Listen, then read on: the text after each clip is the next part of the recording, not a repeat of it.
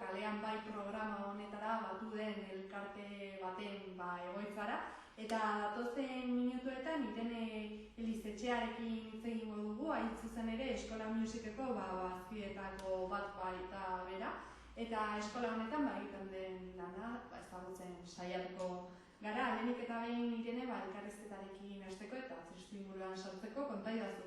Zein asmoekin sortu zen Eskola Music duela 20 urte baino gehiago?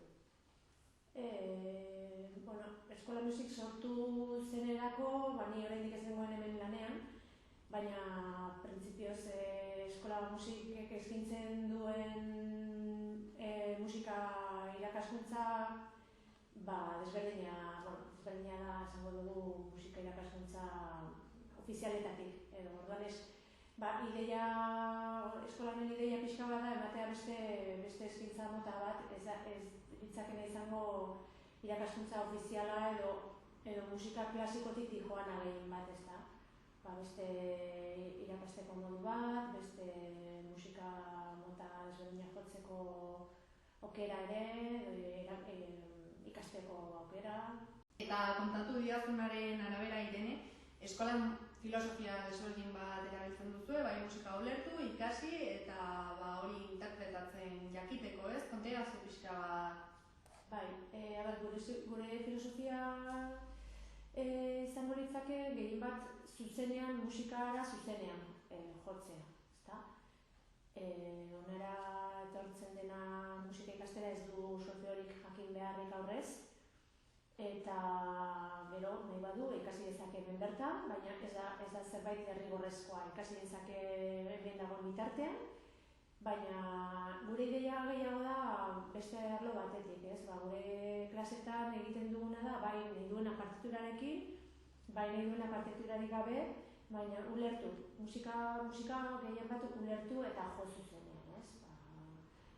Musika gustuko dituen musikak joaz, edo, guk eskaintzen dizkieguna, baina pixka bat hortik, ez? Adibidez, bideoa jarri, edo ikusiaz ere beste jendeak zer egiten duten, hori kopiatuaz, asko ikasten da, ez? Zuzenean, musikaren struktura ulertzen, musikaren harmonia ulertzen, eta guzti hori. Lan egiteko modu ezberdin bat da, baina arrakastatsua ez, izan ere, ikasle asko dituzu ez zuen artean. Nik uste dut justu horregatik, ez? Jendeak egia da, hasiera batean solfeo hitza entzuten duenean, atzera botatzen dio, ez? Eta nire ustetan, egia esan, niri orokorrean ere pena bat egitzen zait, nola dagoen estrukturatuta musikaren irakaskuntza. Iruditzen zait egon beharko litzakela gehiago bideratuta musika tresnara, ordu gutxi ematen dizkiogu musika tresnari berari, ez da? Eta gehiago agian igual solfeoari edo, ez? Nik uste eta hasiberko ginekela denantziz, lehenengo tresnatik eta gero beharrak sortzen diren heinean solfeora edo hizkuntzara hurbildu, ez? Eta nik uste horregatik ere hori etortzen dela ere jendea gehiago nera, ez? Azken finean nahi duena da, ez du profesionala izan nahi, eta nahi duena da disfrutatu musikarekin. Baina horrek ez dukentzen, horrekin ere ikasten ez denik, ez? Disfrute horrekin lehen esan dudana, nire ustez kontzeptuak alderantziz ditugu, ez? Nik uste dut baita leku ofizialetan ere hola izan beharko litzakela. Ordu gehiago instrumentuari, eta gero solfeoa ere ez dute esaten ezetz, baina orduan hori guk pribatuak izanik, ezin dugu ordu gehiago eskaini instrumentuari, baina bere orduak eskaintzen diogu, ez? Eta nik uste dut horregatik ere, ez? Ikasleak ikusten duena da, zuzenean jotzen duela, ez? Zuzenean akorde batzukin, edo txuaitekin zuzenean hasten dela instrumentuarekin harremanean eta jotzen instrumentu hori, ez? Eta zentzu horretan ikusten dugu, zuen eskaintza ere, zabala dela, ez dakitzen motatako tailerrak dauzkazuen, zer motako instrumentuekin lan egiten duzuen, edo pixka bat azaldu badezakezu, mesedez? Hasten gara txikienekin ditugu 3 urtetik 6 urtetarako haurrak, eta hori eskaintzen diegu dizkiguna, hastapen tailerra esaten diguna. Hastapen tailerrean egiten dutena da, ez dute musika tresna konkretu kontzertu bat jotzen, baina da pixka bat musika ulertze, musikaren barneratze prozesu bat, ez? Musikaren sensibilizazio bat. Probatzen dituzte hemen ditugu musika tresna txikia, pianoa edo, baina ezer konkreturik egin gabe, baina pixka bat prestakuntza moduko bat da, ezta? Musikaztapena. 7 urtetik aurrera ja musika tresna eskaintza daukagu, 7 urtetik aurrerako haurentzako, izango lirateke pianoa edo teklatua, gitarra, elektrikoa edo klasikoa, bajoa ere bai, bateria, perkusioa, trikitixa, panderoa, eta baten bat astutzen zait. Baina, aipatutakoekin ikusten dugu eskaintza zabala dena eta kantua ere barkatu. Kantua ere egin dugu zerrendara. Eta esaidazu imaginatzen dut, kasu honetan, klasean ikasitako guztia praktika jartzeko modua, kontzertuak izango direla, ez dakit urtean zehar zintzuk izaten diren zuentzako hitzordu garrantzitsu horiek. Baina baditugu batzuk, urtea erabat osatuta izaten dugu, egia esan.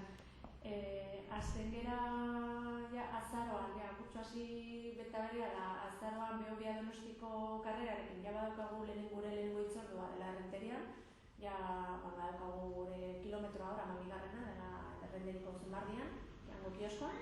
Hor egiten dugu kontzertu bat, karrera pasatzen den bitartean, hori da gure lehenengoa, ikasleekin egiten dugu hori. Gero Gabonak inguruetan txikiekin beste gabonetako kontzertu bat, eta Gabonen buelta horretan ere Kabigorren egiten dugu, hemen Ateneoan, Kabigorri Ateneoan, egiten dugu beste bat. Hori oso berezia da, egia esan kontzertu hori, zen egiten dugu pixka bat akustikoan. Tokia txikia denez eta horrela, ez dugu banda osoa osatzen, bestetan egiten dugu bezala, bestetan osatzen dugu banda osoa bateriakin eta instrumentu guztiekin, ez? Baina honetan egiten ditugu coverrak edo formato txikian. Hori da. Eta elkarrizketaren hasieran aipatu dugu, Irungo Udalak bultzatzen duen kalean egitasmo horretara, txikitutako elkarteetako bat zaretela, ez dakit zentu horretan, imaginatzen dut Eskola Musiken euskararekiko konpromiso hori baduzuela, ez da? Saiatzen gara, Irunen ez da bat ere errexaz, Irun oso erraldundua dagoelako edo, esango dugu. Baina, behintzat hemen gure esku dagoen bitartean, behintzat geletan eta klasean, irakasle guztiok ez dakite euskeraz, baina, dakigunon artean behintzat hori sustatzea, gainera, izanik aisialdiko toki bat, ez dana eskola edo zerbait behartuta aurrak etortzen dira gustura, eta, tekstuen gure horretan badaukagu, nik uste dut toki ona euskera bizka bat sustatzeko edo, ez? Horixe da, eta euskera sustatzeaz gain, batu duzu euskal musikarekin loturik, hori tekitixea klaseak dauzkazuela, pandero klaseak ere, beraz, imaginatzen dut, euskal kultura, euskal musika hori ere lantzeko ahalegin egiten duzuela behintzat, ezta? Iaz izan zen lehenengo urtean, sartu genuen trikitixa eta panderoa, eta pitxin bat euskal musika ere sustatzeko. Txalapartako klaseak ere ematen ditugu lehen ez dut esan. Eta, euskal kulturari lotuta dauden tresnako horiek lirateke ez. Gero, hori, taldeak eta kontzertuetarako osatzen ditugunean ere beti saiatzen gara euskerazko abestiak sartzen. Beti euskerazko programa txiki bat egon behar da, ez? Noski. Eta esandako guztiarekin, elkarrizketa amaitzeko kontaidazu Irene pixka bat eskola musiketik nola begiratzen duzuen etorkizunera edo nola ikusi nahiko zenuketen eskola hau hemendik urte batzutara.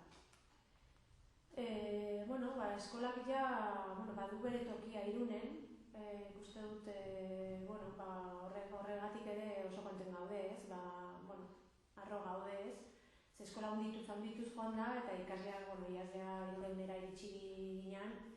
Orduan, horrela jarrai dezala, jarrai ezagun proiektu politak egiten eta gure baliabideekin, ez?